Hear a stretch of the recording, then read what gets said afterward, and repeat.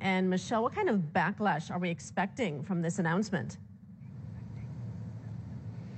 Well, this is an unprecedented move for Hong Kong, Rachel, but these are, of course, unprecedented times worldwide. Carrie Lam today was really keen to stress that, saying repeatedly that given social distancing measures and given that Hong Kong has no provisions for a voting by mail system, that it was simply not possible to go ahead with these elections in September. But as you can imagine, there's already been backlash to this, people saying it's politically motivated. Remember, this announcement comes around 24 hours after those 12 candidates for this now delayed election were disqualified. Among them, as you said, Joshua Wong, a very vocal democracy activist.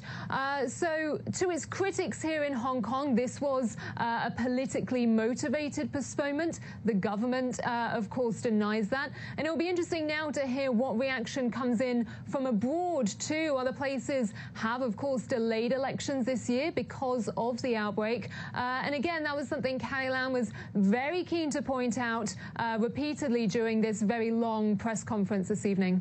So, Michelle, what happens for the next 12 months then? Who will sit on the Legislative Council?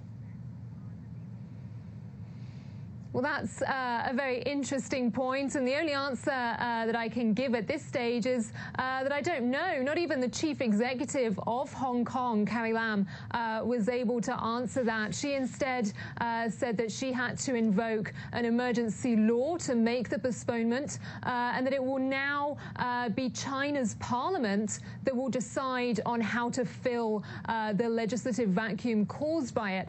Now, I imagine that could involve keeping whoever's a lawmaker now, essentially just extending their term by a year. But interestingly, some of the disqualified candidates that we just mentioned, some of them are already lawmakers. Now, Lam was asked about that during the press conference. Will the people who were disqualified from rerunning, will they be allowed to stay on for another year? But we didn't get a direct answer from the chief executive on that. So many unknowns. Michelle Hennessy in Hong Kong. Michelle, thank you.